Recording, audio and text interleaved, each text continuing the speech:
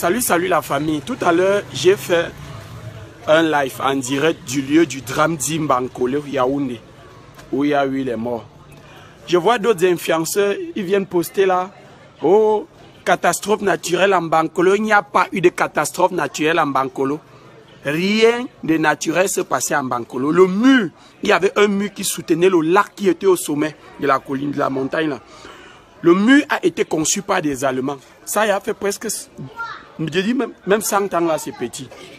Plus de 100 ans. Rien n'a jamais touché le mur a toujours été solide.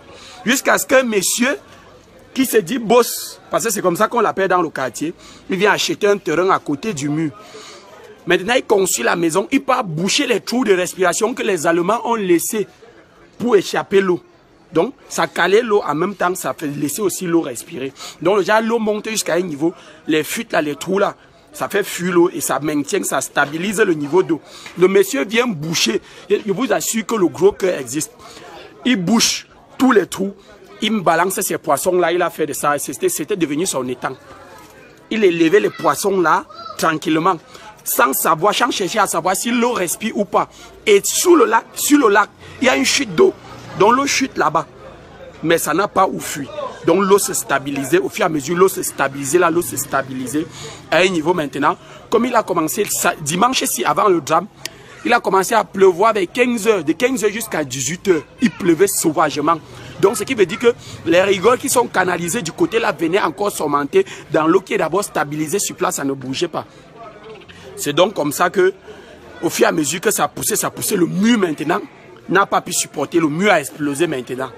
C'est tout le lac qui s'est vidé comme ça, venu porter les gens dans leur maison. Et vous parlez de 13 morts, c'est 26 morts, il n'y a pas 26 morts. La même nuit, le même soir, quand je suis arrivé là-bas, on a enlevé 100 corps. Quand j'ai quitté, les gars tiraient encore les débris, les décombres pour enlever encore d'autres corps. Mais il y avait encore d'autres corps au sol.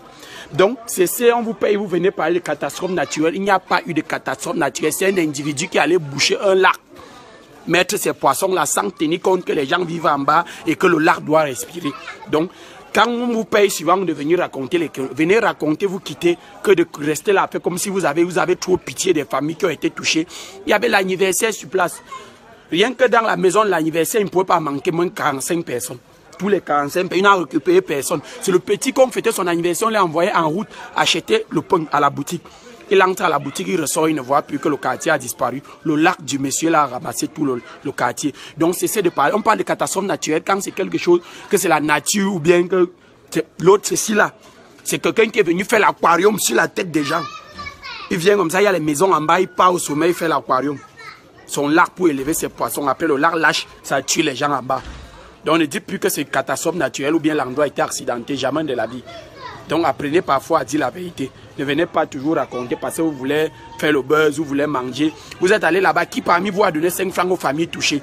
Personne. Personne parmi vous n'est même allé là-bas. Vous avez vu que les statuts WhatsApp, vous commencez à poster les choses qui n'ont pas de sens. Catastrophe naturelle. Quelle catastrophe naturelle? Cherchez le monsieur qui a bouché les trous de respiration du lac.